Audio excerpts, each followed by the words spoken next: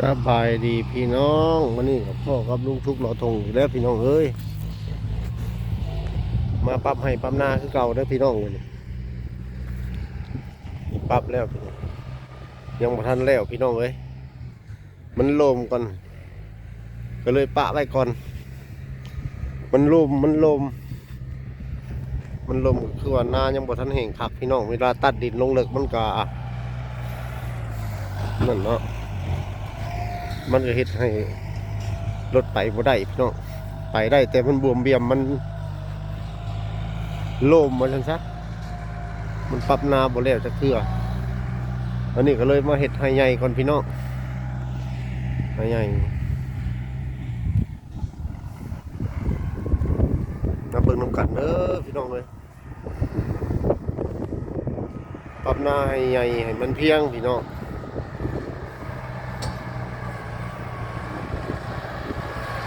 ทีมงานเขากำลังเดินถ่ายปรับอยู่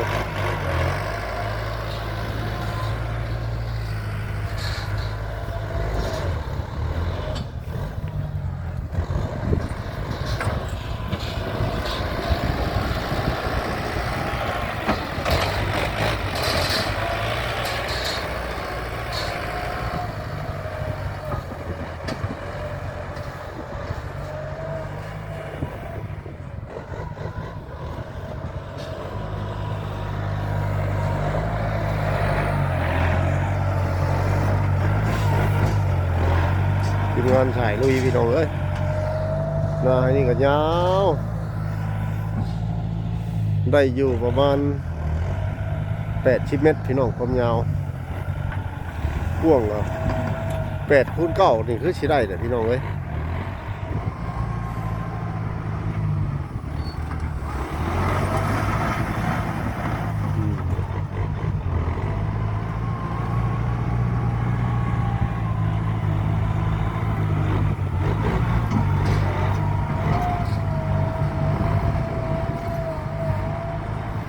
เป็นแบบใดเอาหน้าให้เนาะ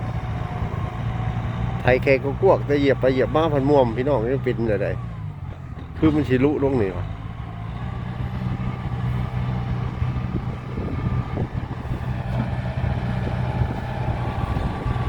เห็นบ่พี่น้องเดี๋ยวเบิ่งแนมเบิ่งติดรถม่วมบับบีบบับบีบ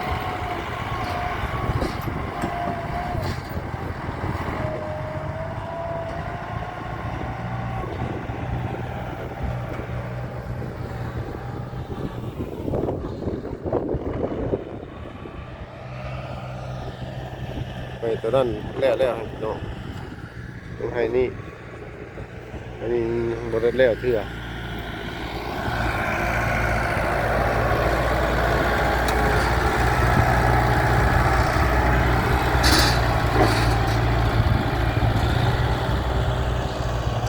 อยู่กับธรรมชาติพี่น้องเอ้ยแต่ละมือแต่ละเว้น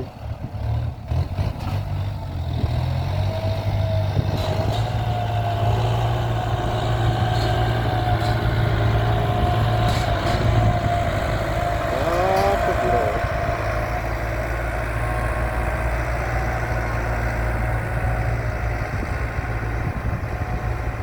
วันไงกุ้มพี่น้องเอ้ย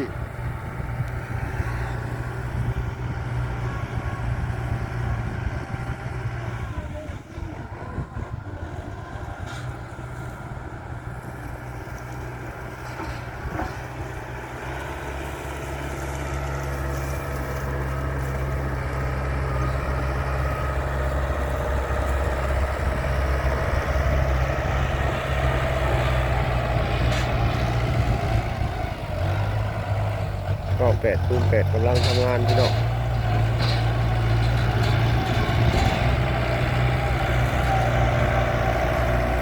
สนใจทักมาเด้อพี่น้องเบอร์030 454เอาบ่030 9 9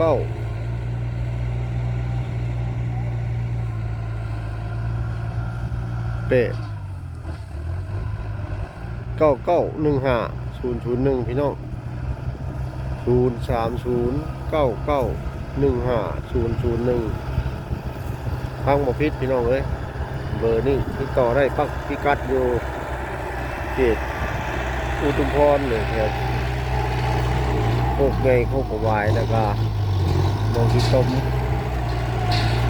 ห้วยเมาติดต่อมาได้เด้อพี่น้องพุดแก่ห้วยเมาหนองน้อยหัวคำติดต่อมาได้เด้อ030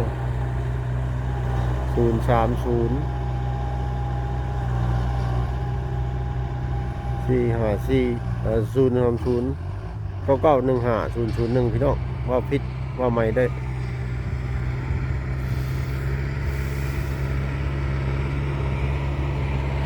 มาแล้วพี่น้องกำลังทำงานตอนช่วงอากาศเย็นพี่น้องเอ้ยเย็นอากาศหนาวเหมาะสมกับการเรียกงานอยู่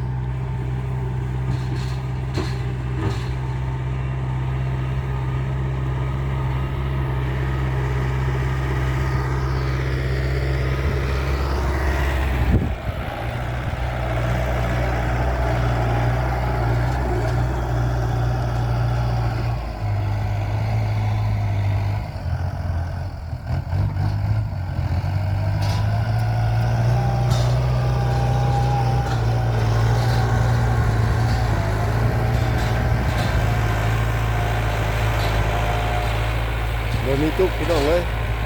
ดันเป็นดัน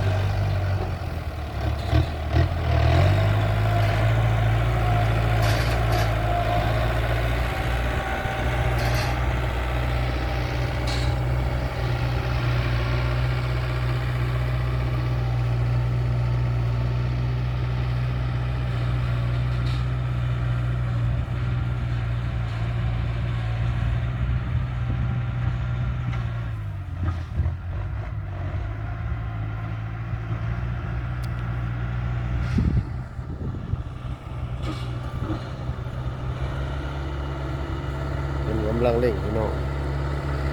เร่งงานทำคำพี่น้องเอ้ยวันนี้ก็ได้ชายท็อปขาดเลยเผื่อเวลาไปเกือบเพิ่มมือพี่น้อง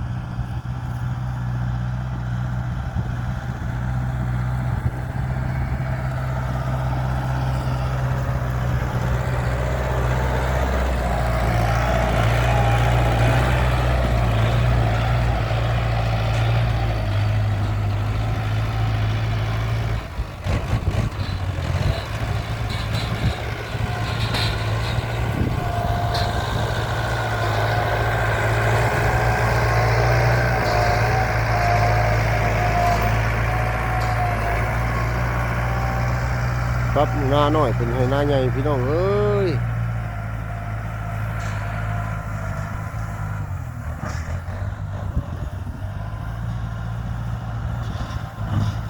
หน้าโน้นเป็นหน้าเพียง